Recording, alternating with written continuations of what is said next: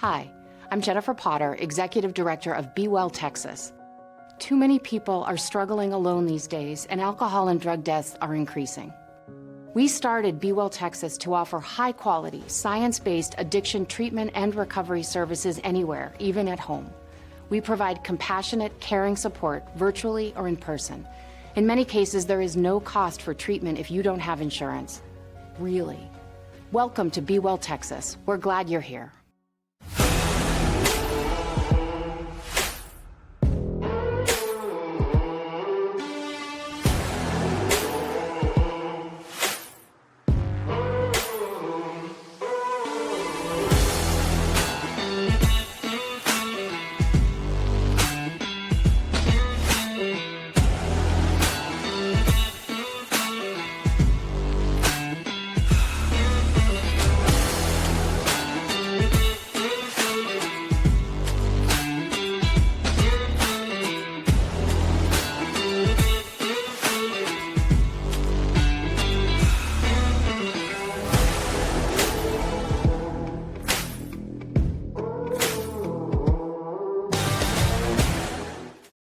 Hello and welcome to the Republic of Football podcast. I'm your host, Carter Yates, and joining me from beautiful Austin, Texas, is our senior college writer, Mike Craven. Craven, how you doing today? Hanging in there. Haven't seen much. Beautiful Austin, Texas. The weather has been good. I am with a 5-week-old baby who decides that she likes to cry at night. We're hanging in there. Fathers know what I'm talking about. Just kind of trying to pick up the slack around mom, stay up as much as possible.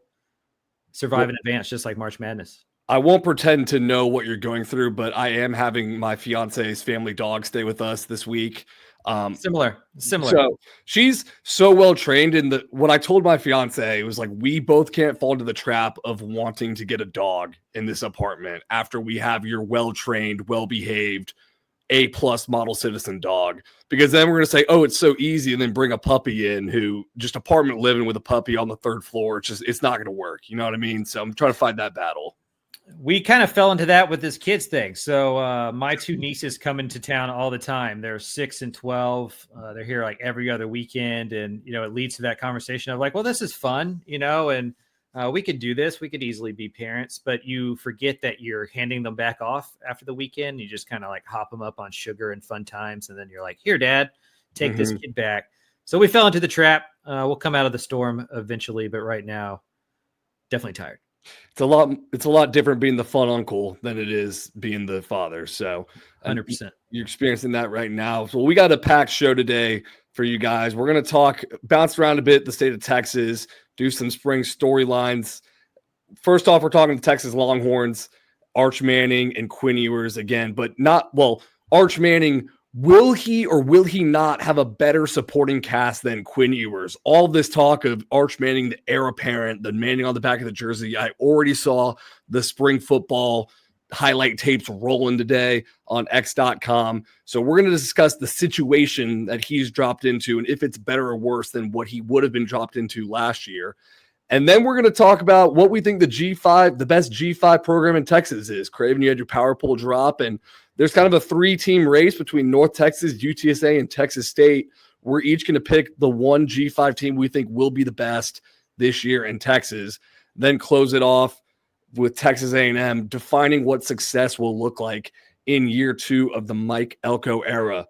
Let's start with their rivals, though, the Texas Longhorns. Craven, will Arch Manning have a better supporting cast than Quinn Ewers for 2025? I don't think so. Not in 2025. You could probably sell me by 2026 if he sticks around. Ryan Wingo takes a step up. Maybe Lockett or French, one of those true freshmen. Maybe they explode onto the scene the way a couple true freshmen like Jeremiah Smith did last year. And we look back and think differently on this. But, I think the backfield is better, especially if CJ Baxter is healthy. But when you lose 4 out of 5 offensive linemen, including Kelvin Banks, who might be the best offensive lineman ever at Texas. I mean, that pre-draft Kelvin Banks is going to go round 2 was so dumb in hindsight. Looking back on that, he was a monster all 3 years, and he's not even, what was it? It's like lack of length. He's going to go 3rd round now. I'd agree with that at all. Yeah, I think some people peg him as a guard just with his height and length, but we'll see. I think he measured pretty well at the combine. I'm not a combine junkie, but I do think that he'll be okay there. But at the wide receiver position, and this is probably the conversation I want to have with you. You know, DeAndre Moore comes back, but we've seen the last couple of years the Longhorns have gone portal heavy at wide receiver to kind of fill those gaps. They didn't do that this year. They're kind of rolling with their recruits, the couple true freshmen coming in, and then also Moore and Wingo taking the next step. Were you surprised that Texas didn't go out and get kind of a big-time transfer portal wide receiver? Yes, because when I look at our lads, and I know they do the best job probably on depth charts in college, but with the transfer portal and just eligibility, it's hard to know exactly what all these depth charts look like. But I saw that Khalil Lockett and Jamie French are going to be the two guys competing for the wide receiver Z spot. And to me, yes, they're both high profile recruits, but you saw Ryan Wingo last year. It's nice to have a freshman as like the third, fourth option. We're putting a freshman in the starting lineup here. I don't know. That seems a little risky to me. Yeah, they're kind of, it just feels like they're betting on their evaluations, which is good. You want to be there. That's kind of old school style development. And I do think Texas has been really great at developing players. And so I'll trust Sark in his knowledge of what he's seeing there. But it doesn't work if Ryan Wingo doesn't take a huge step forward. You know, a guy like Parker Livingston behind the has been playing really well. They had a good recruiting class the year before, like Aaron Butler, Freddie DeBose, those kind of guys. And so they're around them every day. And I'd imagine, you know, if they were, because at Texas, you have the money and the ability to go splash in the portal for the junior, for the senior, for the proven guy, Isaiah Bond, you know, Matthew Golden, those guys come to mind. But the fact that Texas didn't makes me very excited to see what these young guys are, because it feels like a statement by the staff that they didn't go and figure that out. I think Ryan Wingo, I don't want to get too far out ahead of my skis. I think he could be an all-time great Texas Longhorn. I saw him and Colin Simmons are both switching to number 1 this year. So that got me, because Colin Simmons is just a beast on defense. So it feels like they're both making that alpha dog move. And Ryan Wingo shows flashes of just the prototypical NFL body, and then he can really turn and burn too. So I'm so excited to watch him, and I can picture him having just a meteoric rise. DeAndre Moore Jr. is interesting because I feel like, and I might be speaking out of turn, I feel like he had one really awesome game against Mississippi State and maybe the Florida game where everyone balled out, but I felt like he had so many drops last year, and I'm not 100% sold on him being the clear-cut number 2 option right now. Yeah, and it does seem like they either need one of those guys that redshirted last year, because Wingo played, but you know, all the other ones that they had signed that were pretty high. It's funny how Mike Elko made a comment about, like, because nobody asked about Terry Bussey. Yes, in the first I was going to bring it up in the A&M yeah. thing. Yeah, and so it's just one of those deals where we forget very quickly kind of what was brought in previously if we don't see it right away. And so, you know, behind the scenes, Coach Jackson at the wide receiver spot, Sark, they have to feel very confident in some of those guys they signed the previous year. And then they must think these true freshmen have the ability to just walk right in and be really good football players.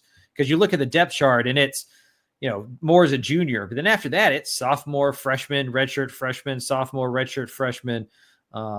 We haven't seen Texas do that in a couple of years. They've had really experienced players with the new quarterback as well, and Arch Manning. Like, it's just going to be an exciting time to see this offense. The strength, though, might be the run game. Maybe the wide receivers don't mean as much. You know, Arch can run the ball in a way that a lot of Sark's quarterbacks haven't, and it's going to be fun to see how that's mixed in, if it is mixed in consistently. But CJ Baxter was listed at 230 today. Oh, dude, on the roster, like, and that's what they didn't have last year. They didn't have a battering ram. You go back to 2nd and 1 against Ohio State in the Cotton Bowl. If they have a 230-pound running back behind Quinn Ewers, they don't get cute and do weird stuff outside. They probably just run the ball 2 or 3 more times right into the teeth of that defense. So Baxter coming back along with Arch Manning's size, you'd imagine the short yardage issues that Texas has had the last couple of years are no more. You don't have an excuse for it anymore. All respect to Jaden Blue, but swapping Jaden Blue for Cedric Baxter, keeping Trey Wisner, having Arch Manning's legs, I think the run game is in a much better situation. Receiver game is my big question mark, and the offensive line too, I think, is worse. Like, I think Arch Manning has a better run game, but an iffy offensive line and an iffy wide receiver room. Because yes, Kelvin Banks is gone too. And Cam Williams, I know it was a really bad finish in the Ohio State game. He's probably going to go second round, like lowest, and Jake Majors had been starting for 4 or 5 years. He felt like he was there forever. Hayden Connor's gone. It's going to be, they've got 2 kind of like half returning starters in DJ Campbell and Cole Hudson because they always kind of rotated. And then Trevor Gooseby looked really good last year in relief of Kelvin Banks, but definitely an unproven offensive line along that front. Then I think the one last year was probably better. I'm excited to see a Cole Hudson at center. I love Jake Majors. I've known that kid. It feels like a decade just going back to like recruiting stuff. But he's not the biggest dude in the world. He's not a masher. He's not a mauler. He's more cerebral technique kind of player. Looks up to like Jason Kelsey, just not, but like Hudson's bigger and stronger. And like, I wonder what that allows the Texas offense. Like we just talked about the short yardage situation stuff. I do think that they're going to be more of a mash unit than maybe they were previously, but they're losing a lot of experience, and that's probably going to show its head occasionally. Like to start at Ohio State in the horseshoe, you thought Cam Williams committed a lot of penalties. Like what is that going to look like, with that crowd noise and all that kind of jazz. And then the position that we haven't talked about, and it's an underrated one. You talk to Sark and he'll tell you that tight end is the second most important position in his offense. And they've had really good tight ends the last 2 years. And Jatavion Sanders, obviously an NFL draft pick. And then Gunnar Helm was awesome, just absolutely awesome last year. Just like with wide receiver, they didn't go into the transfer portal and land this kind of guy who's played 26 games and started 14 times. Like they're rolling with like a Spencer Shannon or a Jordan Washington, like some young guys that they've recruited and organically developed. That's the thing I'm most excited about for Texas this football season. I feel like the defensive side of the ball, we kind of know a lot more, but the offense is just like, here's a bunch of recruits they've signed behind the scenes the last couple of years. And like, they're about to be unleashed onto the world alongside Manning. And it's going to be like, that part's fun. Like that's part, like it's a new horizon for Texas. And we'll see if it's what was everybody, waiting for and hoping for, if it like lives up to that, or if you kind of look back and you're like, man, Jordan Whittington was pretty solid. We just consistently, like we'll see if the upside's there for these new guys. It does seem like the staff is calling their shot, because last year, the biggest questions you had about the Texas team was the defensive tackles and tight end, because they lose on the offense Jatavion Sanders, and the defense Byron Murphy, T. Sweat, and they don't portal those guys. They just have them career backups basically for 3-4 years that then perform awesome. Helm was great. Vernon Broughton and Alfred Collins were great. But the one position they did portal guys in was wide receiver. So now it feels like almost this whole roster, they're just calling their shot. Like, we know we can develop these guys. We've recruited well. We trust our evaluations. So that is super exciting to see. I don't think Texas has a transfer on the too deep in the offense. That's unbelievable considering where they were 2-3 years ago. And the only spot they really have it on defense is at defensive tackle. Like, Sark has been stacking these top 5 recruiting classes, but then band-aiding over the previous staff's mistakes with transfer portal guys that at positions he needed immediate help at. But like the stew's cooking. Like the gumbo's coming along, like it's ready now. And he's going to unleash it on the country. And we'll see if it was a smart bet or not. Like, it's going to be something fun to kind of look back on to see like, hey, should they have stopped gap to wide receiver or two? Should they stop gap to tight end? Could they have gotten to the portal and helped on the offensive line if some of these young guys going to go along? Like I said earlier, they're really betting on their development and on their evaluations. And it's going to be fun to see if it works. I just can't see this wide receiver room being better than the last 2 years. I would argue that Quinn Ewers had the best wide receiver crop of Texas the last 2 years than any quarterback has had at Texas. I was digging into it today. It's 2023 especially. It's Xavier Worthy, who's third all-time touchdown catches in 3 seasons, the fastest man ever at the NFL Combine, first-round draft pick. A.D. Mitchell was a physical freak. The catch against Washington lives rent-free in my mind in the college football playoff. JT Sanders. But then even in 2024, man, it's Matthew Golden runs a 4.29 at the combine and might be a first-round draft pick. And I know we don't need to go all like combine stats. We're not combine guys, but he showed it in the games too. Like he was People love Golden. Yeah, he was their alpha dog. Gunnar Helm should be drafted. Isaiah Bond, I know he didn't live up to expectations, probably going to go 3rd or 4th round. Silas Bolden could be drafted. Like, I'm looking at Colt McCoy, Vince Young, Sam Ehlinger. Like, they didn't have near the amount of talented wide receivers that they had. I don't, Arch might, but it's guys we don't know about yet. Yeah, they're unproven. You know, maybe we look back and go like, holy cow, this group was special. Those young guys, Ryan Wingo, those guys end up special. With the age that I am, just like I was like 12 years old when this guys happened, and I'm a big believer that whatever happened when you were like 12 years old is the thing you most fondly remember in the world. Like that's when Austin started to suck, right? Like you know, you did that kind of thing. You know, Chris Sims having Roy Williams, BJ Thomas, Sloan Thomas, like that was up there. Like that'll probably go up there. That's always going to be like the one that I kind of like look at on, just because that's kind of when I first became aware of recruiting. With Orange Bloods, Jeff Ketchum, those kind of ranking things. And it was like DJ Johnson was kind of a part of that crop or whatever. And so they kind of got me into that kind of football. And I just, that will always be the trio for me to lead the way for Texas, but definitely up there. And Xavier Worthy keeps making his case more and more with what he's doing in the NFL. But yeah, I'm excited to see what that Texas offense looks like with all this kind of untapped talent that we've heard about, we've seen, but we haven't seen on the football field yet. Another low-key concern, last thing on Texas that I have is with an inexperienced offensive line and a quarterback that likes to trust his legs, I could see Arch Manning taking just some 16-yard sacks in the Ohio State game. Like that. And I know Quinn Ewers wasn't the most mobile guy, took a lot of sacks too, but Quinn Ewers took a lot of like 5-yard sacks. I feel like Arch Manning could bounce this thing out and take just disastrous sacks in the horseshoe.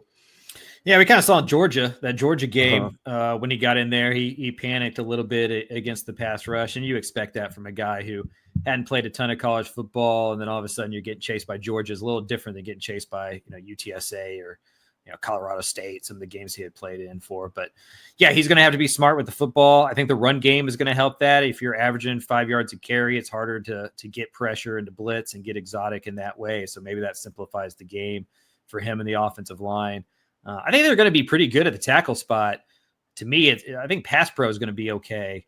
We'll just see with the run game if they're able to get all that they can out of that stable of running backs that we think is pretty good. Mm-hmm. Yeah, it remains to be seen what Texas will be, but I think they're still the clear-cut number one team in the power poll, and they're going to be that way up until the start of the season, even after the first game, probably, no matter what happens against Ohio State, unless they just go out and get beat 56-0. Some other teams that we got in the power poll that just released on TexasFootball.com, spring power poll before Craven makes all his magazine visits. We're going to discuss a three-headed monster in the G5. 7 through 9 spots are all kind of, you can coin flip, man. You can go either way on a lot of these. You pick 7 North Texas, 8 UTSA, 9 Texas State. So give me the case why North Texas is going to be the best G5 team in Texas this year. Admittedly, it's not a great case. Like, I need to say that off the top of my head. Like, you have to rank somebody higher than the other teams, and these three are probably in the same tier. Your Honor, my client might be guilty. Right. There's question marks about all this team. Like, it's G5 football in the modern era. Like, that's how this goes. But if I had to pick one right now, I think I'd go with North Texas. And the reason I say that is I just trust the offense to be a top 25 scoring offense. Like, you can make the case that North Texas has to replace its leading passer, its leading receiver, its leading rusher. How are they going to do that? Well, they did that the year before, and they got better offensively. So I think that they're going to be okay there until an Eric Morris offense sputters and doesn't score a lot of points.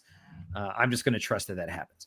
Defensively, I like what Skylar Cassidy was able to do in year one at Sam Houston. Like, I don't think it's going to take a lot of years. They went from the 60s to the 20s in scoring defense at Sam Houston. And the first year he was there, and that allowed them to go from 3 wins to 10 wins. Mm-hmm. And if you go back, we watch more Bearcat football than probably anybody. It wasn't because of the offense, right? Like, they won 10 games because of that defense. And 5-ish of those starters on the North Texas defense on day one are probably going to be Sam Houston guys. And so you don't have to teach a whole new unit how to play the scheme. Like, the players are going to be able to teach the players, and you're going to be able to look out there and see half the faces on the field, ones you recognize and know, understand the scheme. On top of that, and this was the tiebreaker to me, the schedule's great for North Texas. Their non-conference schedule, the toughest game is Washington State. Conversely, UTSA plays Texas State and A&M. Texas State plays Arizona State and UTSA. So North Texas is going to be 2-1 at the very least going into conference play. Then also in conference play, they don't play Memphis, they don't play Tulane, and they get UTSA at home. It's set up. Like, it is set up for North Texas to make a run at 8, 9, 10 wins. Maybe they don't end up the best G5 team in the state, just pound for pound. Maybe UTSA beats North Texas on the road. But I do think at the end of the season, they have a very good chance of being the one with the best record, maybe the best bowl game. Some of it's not because of the talent. Some of it's just because of the way this thing is going to set. And we see this every year, right? That teams overachieve or underachieve. And some of it's just based on the schedule and what road they had. I think North Texas, as long as the offense clicks the way we think it is and the defense takes a step, because they don't have to be great. They can just be good. I think they got a chance to win 8 or 9 games. I really do. Yeah, I was listening to an Eric Morris press conference, and he basically said all those Sam Houston guys are almost ahead of the returning defensive starters at North Texas last year because it's, all Skylar Cassidy's scheme. I was thinking we talked about last week how Scotty Walden is basically like, I'm going to hire a defensive coordinator to coach the scheme I want him to coach, the 3-3-5. How funny would that have been if Eric Morris was like, we're going to bring Skylar Cassidy to coach the 3-3-5? Like, I don't think they would have gotten Skylar Cassidy. They would have either. So what is like that number that Eric Morris UNT has to hit for this season to be considered a success and for questions not to start being risen about like what's his job security look like? Because I listened again to his press conference, and to his credit, he's saying like, we got to win here. There are no excuses. Like, the resources are good. The talent's good enough. We have to do our part and win. What's that win number he needs? I think it's 8. Like, yeah, I think it's 8 wins. I also think that they need to be, some of it's just being in the discussion late. Like, if the calendar gets into November and North Texas is still in AAC championship discussions, then I think that's a win. If we get into November and it's just kind of the same old dance where they're losing close games to the best teams in the conference, well then, I think the heat's going to be turned up on them. At Army is going to be a tough game, but everything else, pretty much the tough ones are either at home, like South Florida, UTSA. That non-conference schedule is Lamar at Western Michigan, and then Washington State at home. So I do think he's got to get to 8 wins. I kind of early on went through the schedule for each of these teams that I'm doing the magazine trip on to I like to do my idea of what their win-loss record is going to be before I stop by there, and then do it again afterwards, just so I don't walk out like high on my own supply, So you've done it. You've done this a couple of years now, right? You've done this a couple of years now. You like walk out of every school and you're like, man, they could win 10 games, because you're in there talking to coaches and players. You catch the excitement. So when I first went through it, I had an 8-4 record with a 5-3 record in conference. I think Navy and Army are tough matchups for North Texas, but that could be a stigma because I just still consider them the team that can't stop the run. And I do think one of the things that Morris and this is one of the things I'm going to ask him. You talk to a lot of these offensive coaches, and eventually they get the message that I have to change the way I'm calling offense to help my defense. Like, it's not just all the defensive scheme. Like, if my only goal is to score 50 plus points and like I'm going to do everything I can just to do that, then like you put your defense in a lot of weird, bad spots, especially when you're not scoring 50 points a game. I do wonder as he's more and more of a head coach, especially at this level, if that North Texas offense takes its foot off the gas occasionally, just to kind of help the defense, especially in those low scoring games, they get gassed a lot. They lose in the fourth quarter. And I think one of the reasons is it's just pedal to the metal all the time. Yeah, because Skylar Cassidy didn't have to deal with a real pedal to the metal offense at Sam Houston last year. Correct. Sometimes it was pedal to metal because they went 3 and out and they had to go back right on the field again. But yeah. I don't know. Do you think like Skylar Cassidy's time at Sam Houston dealing with that offense, do you think that helps or hurts him at North Texas? Because I say it tongue in cheek, kind of joking, but it was not a great offense last year at Sam Houston. They won 2 of the lowest scoring FBS games. It was like 9-3 and 10-10 10-0 or so. I'm forgetting the scores. They were stupid low though. Does that help or hurt, prepare him or make him ill prepared for this job? Yeah, he's played in some he's coached for some high tempo offenses before. He's been on air raid staff, so I'm sure he understands that. But yeah, I think your job is much easier as a defensive coordinator when the offense runs at a pace that Sam Houston does. Mm-hmm. And then you talk to guys like Sonny Dykes, you talk to guys like Rhett Lashley. I'd imagine Steve Sarkisian feels this way as well. Like when you're an offensive coordinator, the only thing you care about is how many points you put up on the board. That's what you're judged by. That's how you get raises. That's how you get the next job. That's how you stay around the staff. As the head coach, it's about winning and losing. It's not necessarily about how many points your side of the ball puts up. And I would imagine those conversations happen behind the scenes of like, okay, you know, we run a lot of plays and we make our defense run a lot of snaps. Mm-hmm. How can we, in these close games against the top of the conference and the games that we've lost by a possession over the last couple of years, what can we do to win those football games?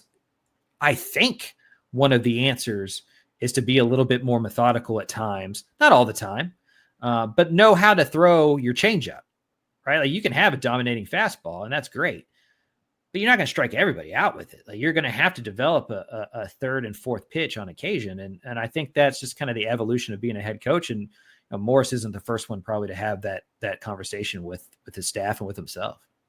So you're going 8 wins is a success for North Texas. You're giving them a good chance to get to that, picking them as the best G5 team. I'm going to go UTSA. I'm going to poke a slight hole.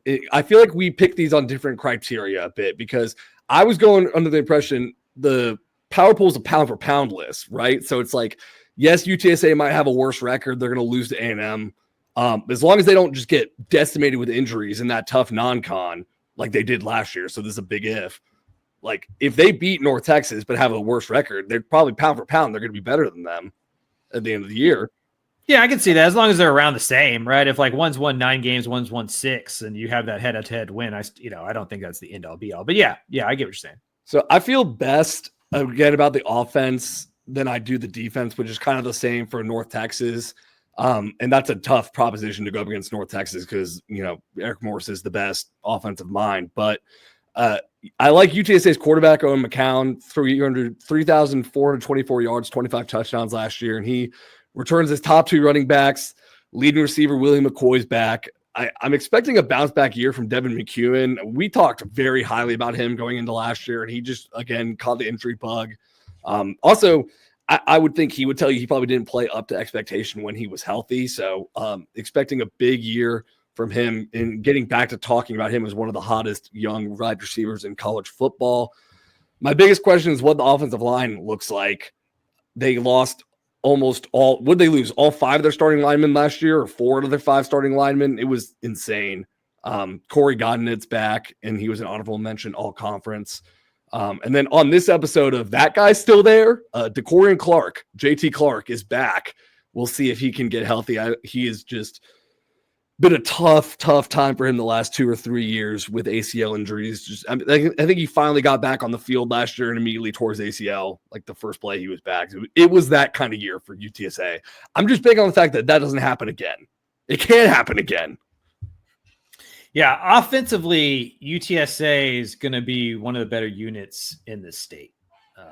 If you ranked the 13 offenses, 13 defenses, made them 26 units, and just like ranked them, I think UTSA offense is probably going to be top 5, just at least on paper.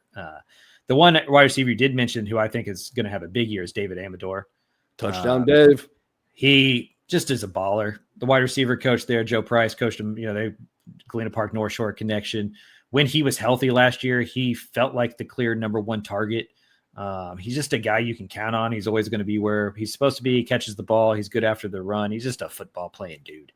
And I think the wide receiver unit's going to get back to what we expect UTSA's wide receiver unit to be, with Cephas and Franklin. And as you mentioned, JT Clark was a part of that trio as well, kind of back in the day. So he's kind of the new Frank Harris, is just kind of hanging around getting a doctorate degree there for the Roadrunners. But bridging the eras.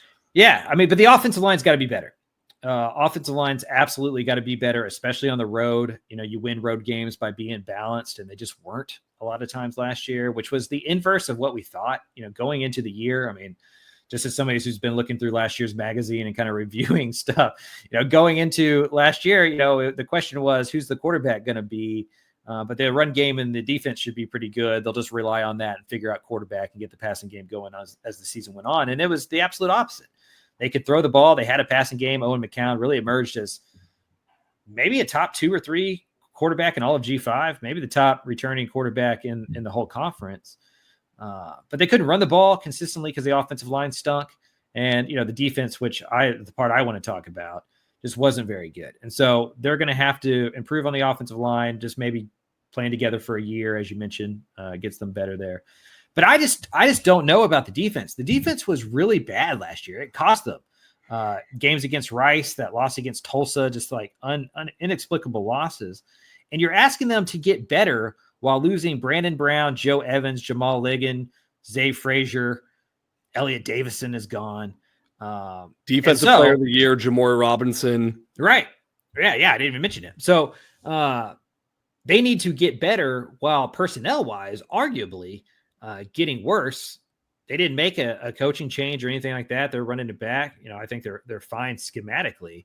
But they're going to have to figure that stuff out because the AAC has some really good offenses, and you're just not going to win 8 or 9 games with a defense that's as bad as it was last year. They only returned 2 of their top 10 tacklers. It's Owen Pee-wee and Jamarius Lewis. Both of those are kind of back-end players. Pee-wee linebacker, Jamarius Lewis safety. Brother, I don't know who's on the defensive line.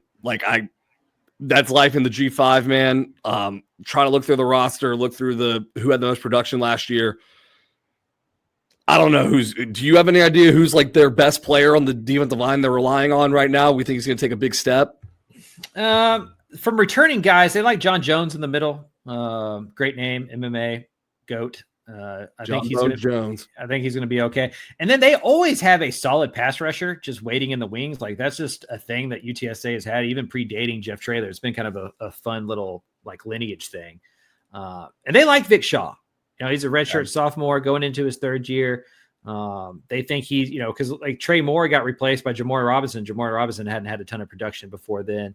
And so I think they think he's kind of the next in line. That defense does a good job of creating pressure on the outside. And then, they went to the transfer portal, got Mike Williams, Kalen Roberts Day, probably going to be some players that are in there as well. So, and that's kind of my point is, you're asking me to assume the defense is going to be better while I think the personnel either is equal or I could argue, maybe worse.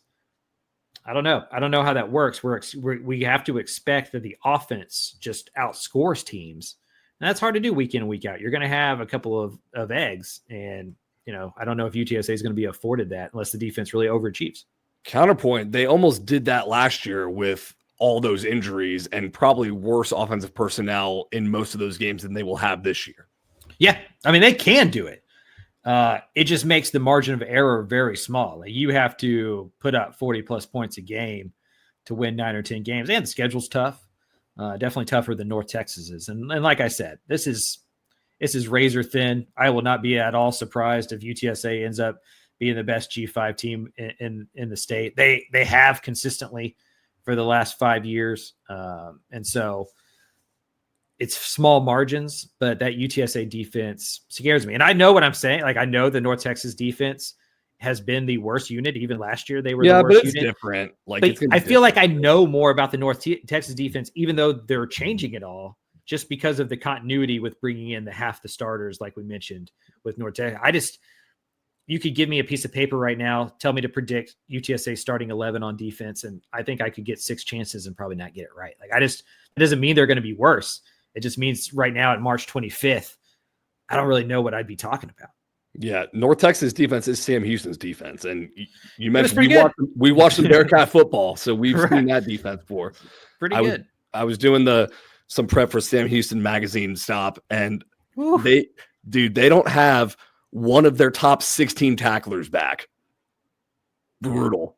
They actually have a lot. We don't need to make this a Sam Houston preview, but they have a lot of their offensive line back and some wide receivers. But that defense, Skylar Cassidy took it all.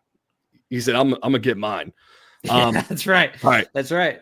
So we didn't mention Texas State. Neither of us probably think they're going to finish out as the best. But if you were going to make the case for Texas State finishing at the top of the G5, what is it?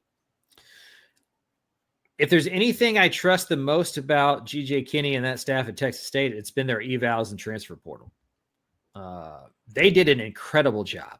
I don't think we could really put into words how incredible of a job they did going into the 2023 season when they completely turned that roster over and found, quarterback that's kind of lost in the shuffle that they made into a superstar football player at the G5 level. Guys like Joey Hobart were part of that group. Like offensive line, they did really well. So I'm not saying it's impossible that Texas State can't shuffle the deck and come out with an 8 or 9, 10 win type of roster. But like we were talking about with the UTSA defense on March 25th of 2025, I can't put that above a team that I feel like I have more answers for. And so would it surprise me that Texas State emerges as a really good G5 football team that ends up being kind of the cream of that crop and knocks off UTSA on the road and all that? No. They have a really good coaching staff, continuity on the defensive side of the ball for a bit. But that roster, there's so many unknowns, spring ball, it even halfway through, that's just a hard bet to make. You would be putting all of your faith in the coaching staff and just being a Texas Stater than it would be like something concrete you could explain. Yeah, and it's all faith in the coaching staff now with a new offensive coordinator. And you've said before, and I agree, Mac Leftwich, now Texas Tech, probably doesn't get enough credit for his handprint on that offense. So coaching staff looks different. It was interesting to see GJ Kinney talking about how this spring is so much different from springs past, and they have to really get back to coaching the basics of how they practice because they signed their biggest high school recruiting class. It was 18 guys from out of the high school ranks, but that means they don't have a bunch of transfers in right now. So they have way less bodies. And I think that's kind of the natural progression you wanted to see and that GJ Kinney told you was going to happen. There's been previous Texas State staffs that just did not sign high school kids. It was all portal. GJ Kinney portaled hard the first 2 years, but was always kind of saying, we want to be a developmental program. So now they're doing it. They were just filling, gaps with the portal. But now it might put them at a disadvantage for this spring ball, just not having as many guys. Because I don't know if all those high school kids are going to compete right away. I feel like most of the guys are this transfers and older guys you're going to have in the spring. Yeah, it's a bet, and that you got to take your medicine a little bit with that. Because I agree that the consistency is more. We saw with Florida State on a bigger example here. The volatility, if you're a transfer portal team, is inherently larger. Mm-hmm. Like the boom opportunity is there, but so is the bust. And if you recruit from a more traditional standpoint where it's like the NFL, where you're using the draft to really make your roster and using free agency to supplement it, if recruiting remains your kind of backbone and then you just use the transfer portal as a Band-Aid, I think maybe you don't go from like 5 wins to 11 wins just in one offseason, but I think you can consistently go like 8, 9, 10 instead of going 10, 4, 11, 3. And so I get it. However, you've kind of set the table at Texas State of like 8 wins is the bar now. Like that's the floor. It felt like a disappointment last year. The expectations got so far ahead of the Bobcats. We were part of that. I think we had them winning 9-ish games in the magazine. And they didn't quite compete for the Sun Belt. And so is there a year where the development needs to happen on the football field? Does it look like UTSA last year where there is kind of a rotation out of the old and here comes the new? Well, it's not a video game. You don't hit the ground exactly running. You look up and you're 2-4 and now you're fighting for a bowl game. Like, does that happen to Texas State? They have UTSA on the road and Arizona State on the road in 2 of their first 3 football games. They could be 1-2 kind of looking up in September going, hey, we're a pretty good football team, but we just got beat by teams that are a little bit more, they're more continuity. They have more experience early on in the year. So that's my worry with Texas State is like maybe towards November, they end up looking like one of the best G5 teams in the state, but going into the season, there's just so many question marks that I don't know how you would rank them above UTSA or North Texas right now. Maybe this is box score watching of me, but I just don't know how you replace Jordan McLeod at quarterback, Ish Mahdi at running back, Joey Hobart at wide receiver, and expect to be better and win the Sun Belt after you didn't do it with those guys. And that offensive line, like Texas State doesn't get the offensive line talked about enough. Like they've been really good. Alex Harkey's like at Oregon. He was one of the better offensive linemen in the state. And Nash Jones, those kind of guys, like they were really good up front.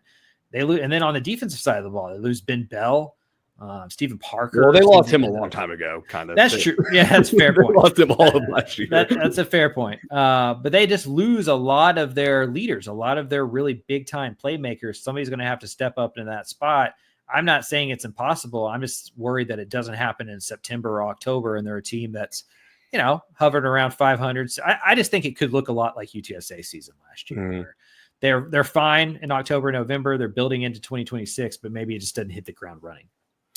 Well, that'll do it for our G5 talk. And I'll tell you what, you can find all those team shirts, North Texas, Texas State, UTSA, at homefieldapparel.com. Proud supporter of this podcast, guys. It's March Madness season. I talked about the shooting shirts they got, the windbreakers they have for all your favorite college basketball teams if they're still battling in the Sweet 16, or if you're just looking for some new summer gear to rep your college football team before the season starts. You can find it all at homefieldapparel.com. Promo code DCTF for 10% off. That is homefieldapparel.com. Promo code DCTF for 10% off your purchase. Okay, let's wrap up this pod here, going back to the Power Four, talking about Texas A&M and what success in year two should be for Mike Elko. Let me preface it with this. Started off really hot last year, 7-1, then fell kind of off a cliff. I think they finished 8-5 or 7-5. 8-5. 8-5. Okay. Let me preface it with here. Texas A&M has had 2 10-win seasons since 1995. So I don't know if it's fair to say that that's the marker for success, but is it the marker for success? Craven, what's your marker? I think traditionally the marker is winning more games than the year before. I think a lot of times as fans, especially, we expect kind of a gradual increase. You want to see it incrementally along the way. Like Mike Bloomgren's probably not a great example, but like that, right? Where it's like you're steadily building up and up and up, and it's hard to see a regression. Like we saw with like Sonny Dykes, you go from national championship to 5 wins. And if it had been the reverse, where it was 5 wins and then the national championship game, all is hunky-dory in the hood, right? But you do it the opposite way, and it's like, oh, well, was it the previous staff? Was it the previous players? What?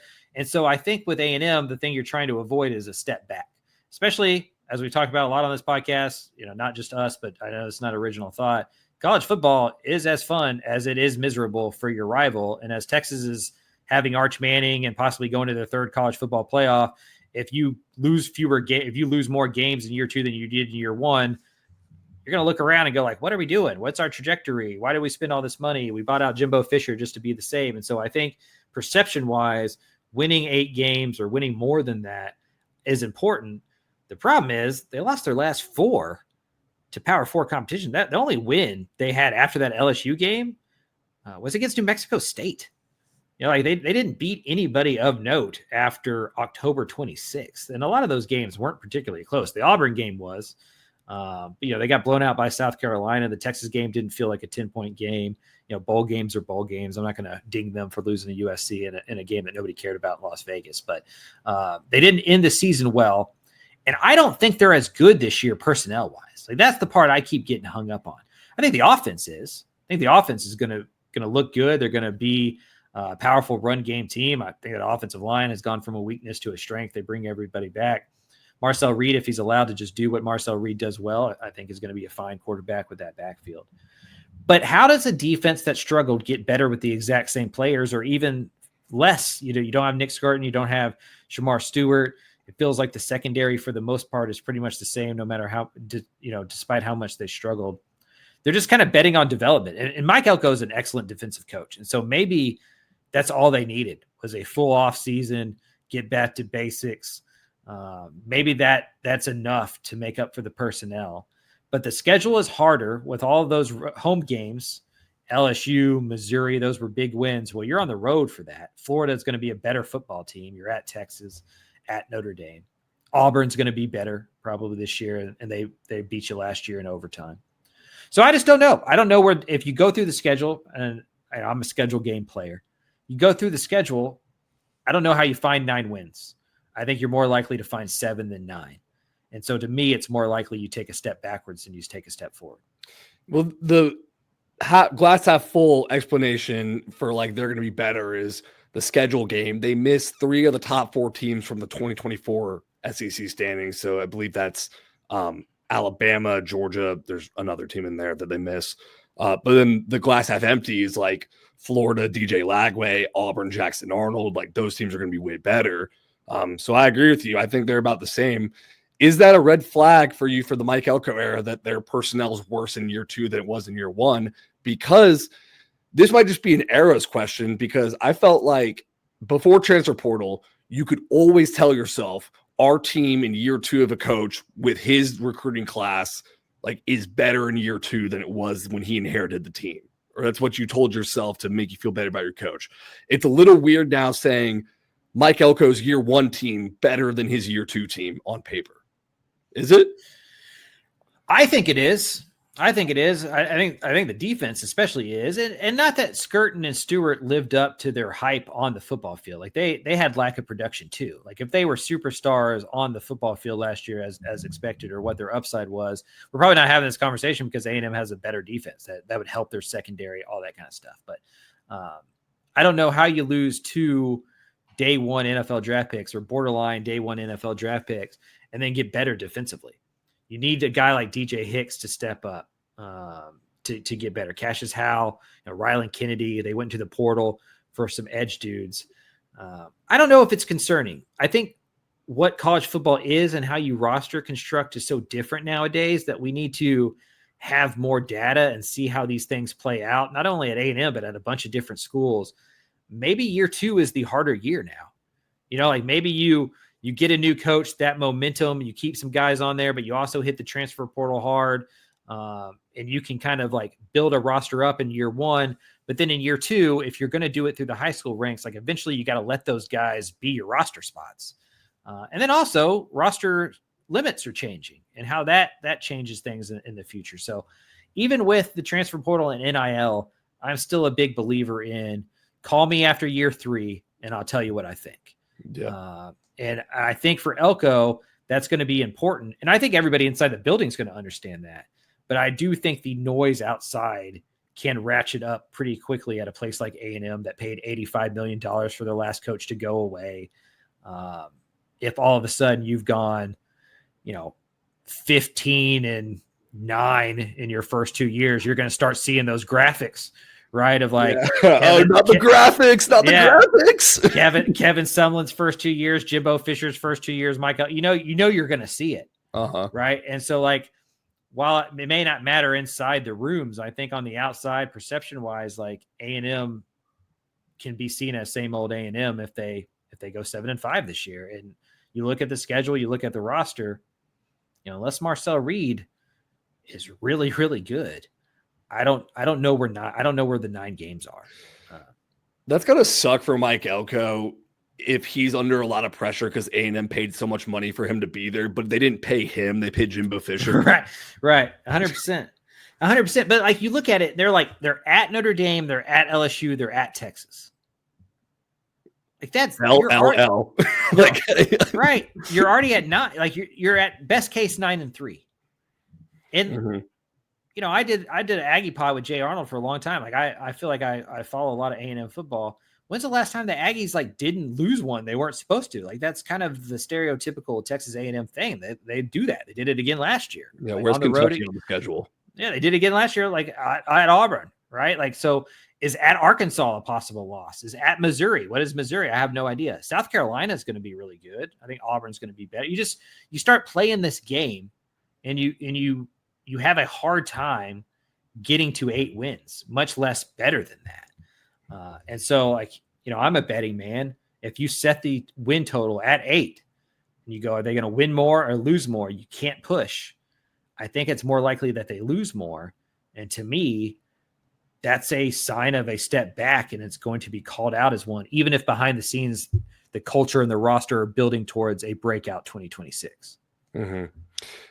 One argument I will make for Mike Elko in terms of, I know I said I think his team is worse in year 2 personnel wise. He doesn't care what we media, the recruiting rankings think about his team. He talked about this on the Josh Pate sit down, basically saying like, we have to have more NFL talent on our roster, shift away from recruiting the highest rated kids to who is going to develop into a draft pick. Because we know before Mike Elko was on staff, but like Jimbo Fisher was a big, let's sign every 5-star and just get him in here. Doesn't matter how we think we can develop them.